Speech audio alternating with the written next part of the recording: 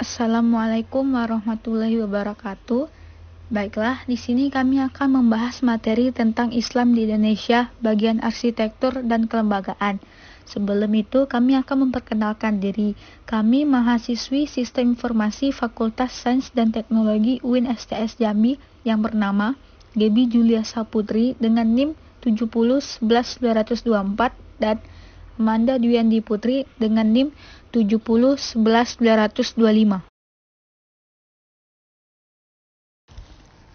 Arsitektur Islam adalah sebuah karya seni bangunan yang terpancar dari aspek fisik dan metafisik bangunan melalui konsep pemikiran Islam yang bersumber dari Al-Quran, Sunnah Nabi, keluarga Nabi, sahabat, dan para ulama maupun cendekiawan Muslim.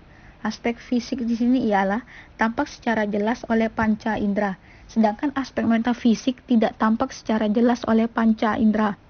Aspek metafisik ini lebih berdampak kepada hasil desain arsitektur Islam tersebut. Contohnya, bagaimana membuat penghuni bangunan lebih aman dan nyaman ketika berada di dalam bangunan sehingga penghuni merasa bersyukur. Perkembangan arsitektur Islam pertama kali ditandai dengan berdirinya Masjid Juwata di Arab Saudi. Tokoh yang mempopulerkannya ialah Khalifah Rashidun yang memerintah pada tahun 632 hingga 661. Arsitektur Islam banyak dipengaruhi oleh kebudayaan Persia. Hal ini disebabkan kedekatan hubungan antara Khalifah Islam dengan Kekaisaran Persia terutama pada abad ke-7.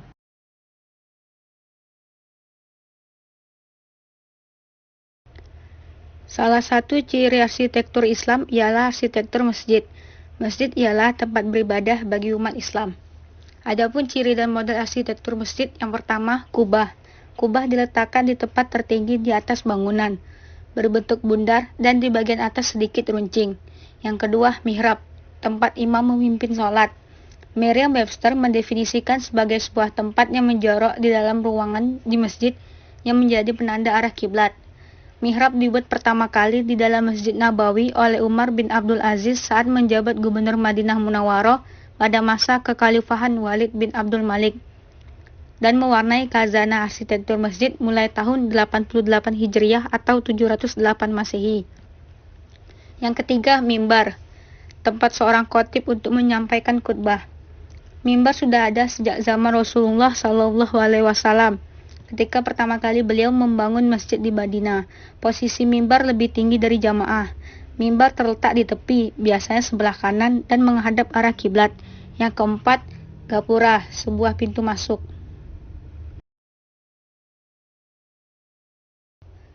Fungsi masjid selain tempat beribadah bagi umat muslim. Yang pertama, hubungan manusia dengan Tuhan atau hablum minallah, dengan cara melaksanakan perintah dan menjauhkan larangannya.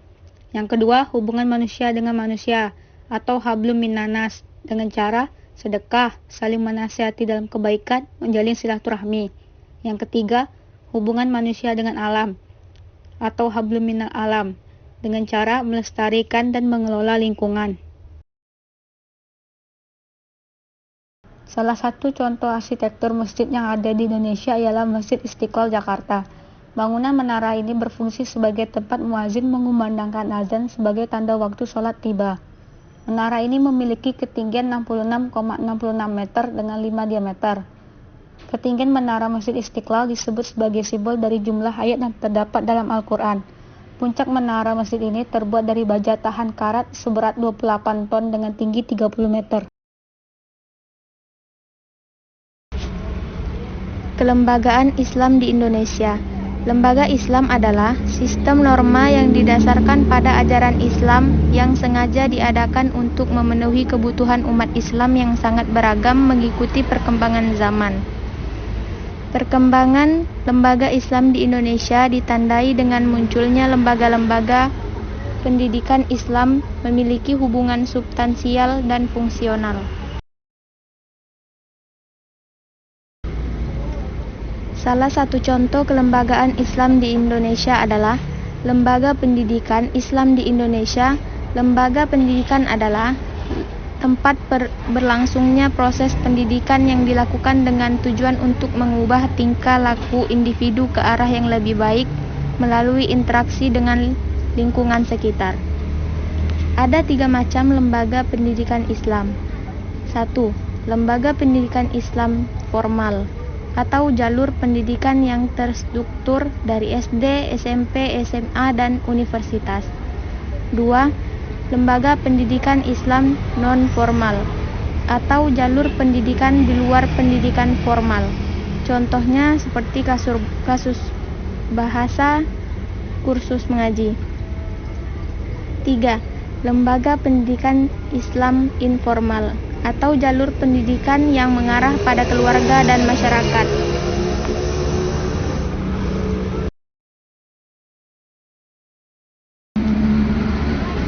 Fungsi lembaga pendidikan ada 2, yaitu fungsi manifest, mempersiapkan anggota masyarakat untuk mencari nafkah dengan bekal keterampilan yang diperoleh dari lembaga pendidikan, mengembangkan bakat perseorangan demi kepuasan pribadi dan kepentingan masyarakat, melestarikan kebudayaan masyarakat, menanamkan keterampilan untuk partisipasi dalam demokrasi.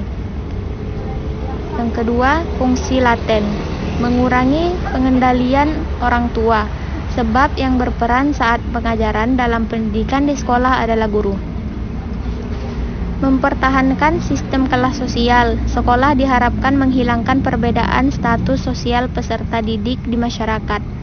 Memperpanjang masa remaja, pendidikan sekolah dapat memperlambat masa dewasa seseorang karena siswa masih tergantung pada ekonomi orang tuanya. Menyediakan sarana untuk pembangkangan adanya perbedaan pandangan antara sekolah dan masyarakat.